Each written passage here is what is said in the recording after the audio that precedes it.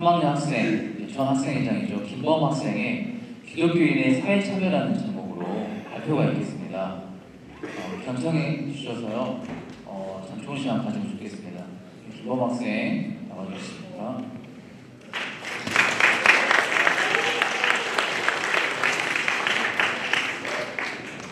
네, 안녕하십니까. 저는 민주주의 사회에서 기독교의 사회 참여라는 주제로 오늘 주제 발표를 하게 된 3학년 김범입니다. 저는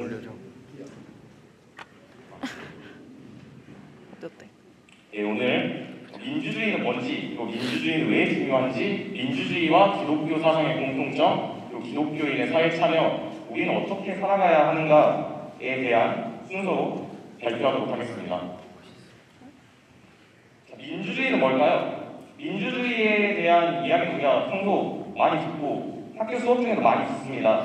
제가 오늘 발표를 준비하면서요, 사전에 한번 사전적 정의를 검색해봤습니다. 그랬더니 국민이 권력을 가지고 그 권력을 스스로 행사하는 제도가 민주주의입니다.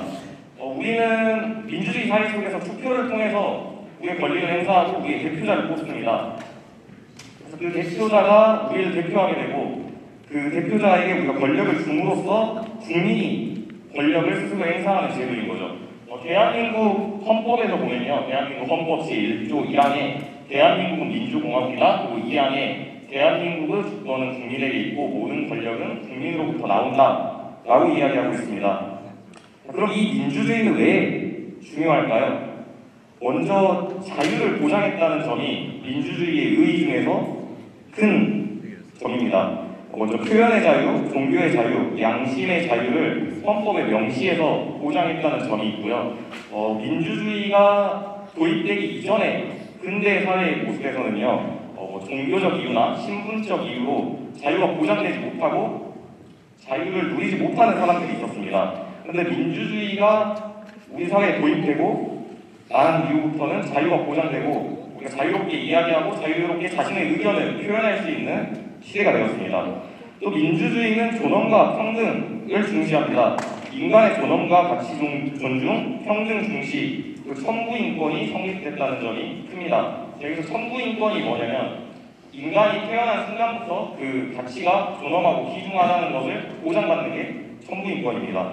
이러한 존엄과 평등을 통해서 모두의 기회가 평등하고 더 많은 시도를 해볼 수 있는, 많은 도전을 해볼 수 있는 사회가 되었다는 점이 있습니다. 세 번째는 권력의 견제와 부패의 방지입니다.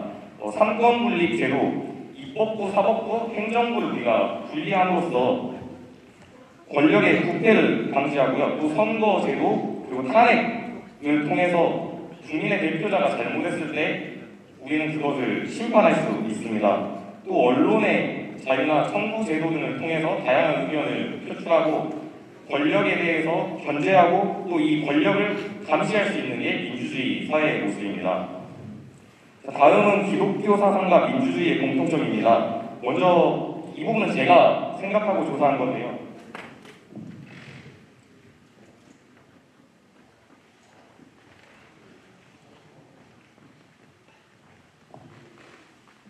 첫 번째입니다. 모든 인간은 존엄하고 평등하다.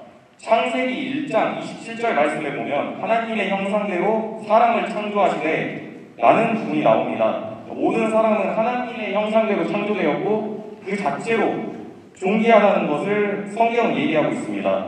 그리고 우리 헌법 제10조에는 모든 국민은 인간으로서의 존엄과 가치를 가진다 라고 얘기하는데 이 부분과 헌법 제21조의 내용을 통해서 모든 사람은 법앞에 평등하고 존엄한 존재로서 동등한 권리를 가진다는 것을 볼 수 있습니다. 두 번째입니다. 자유의 중요성입니다. 갈라디아서 5장 1절 말씀을 보면요, 그리스도께서 우리를 자유롭게 하려고 자유를 주셨으니 라는 부분이 나옵니다. 하나님은 우리 인간에게 자유의지를 주셨고 이 억지로 우리를 하나님을 믿게 하지 않으십니다. 우리에게 자유의지를 주셨기 때문에요. 그런데 헌법 제20조에서 모든 국민은 종교의 자유를 가진다. 그리고 이 헌법 제20조 내용 말고도 헌법에서는 자유권에 대한 내용이 여러 부분 다뤄집니다. 그래서 사상, 종교, 표현의 자유는 민주사회의 핵심 가치입니다. 자, 세 번째입니다. 공동체에서의 책임 있는 삶을 강조합니다. 마태복음 22장 39절 말씀에서는 내 이웃을 내 자신과 같이 사랑하라 라고 얘기합니다. 이웃 사랑과 섬김 그리고 사회적 책임을 강조하고 있습니다.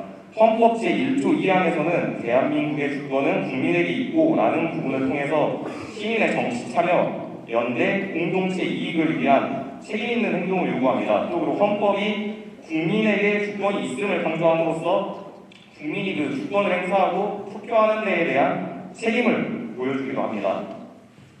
자, 네 번째입니다. 기독교인의 사회 참여입니다. 먼저 예수님의 가르친 대로 하나님 나라의 가치를 반영하는 것이 중요하다고 생각합니다. 아모스 5장 24절 말씀을 보면요. 오직 공의를 물같이 정의를 마르지 않는 강같이 흐르게 하라 라고 얘기합니다. 우리가 삶을 살아가면서 예수님이 말씀하신 하나님 말씀에서 볼 수 있는 정의, 공의, 사랑, 생명이 실현될 수 있도록 봉사하는 삶을 실천하고 이러한 선행들을 실천해서 우리가 더 이 사회의 본보기 되는 사람들이 되어야 된다고 저는 생각합니다.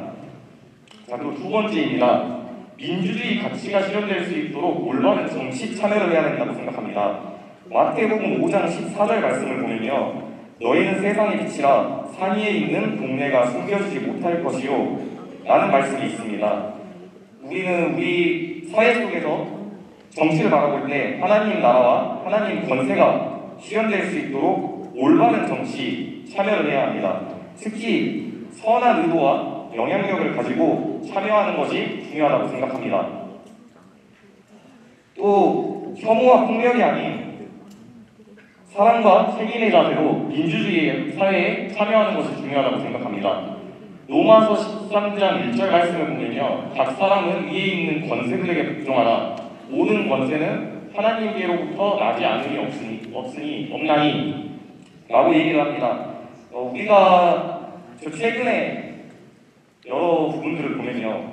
이렇게 기독교적 가치와 하나님의 가르침을 통해서 이걸 우리 사회에서 실현하기 위해서 정치를 하는 것이 아닌 정치적 목적을 달성하기 위해서 하나님 말씀과 그 가치를 사용하는 사람들이 있는 것 같아서요. 이런 부분에 있어서 우리가 하나님의 가르침과 하나님 나라의 가치를 생각하고 선한 영향력을 끼칠 수 있도록 노력하고 정치에 참여하는 것이 중요하다고 생각했습니다. 자, 우리는 어떻게 살아가야 하는가에 대해서 얘기하도록 하겠습니다.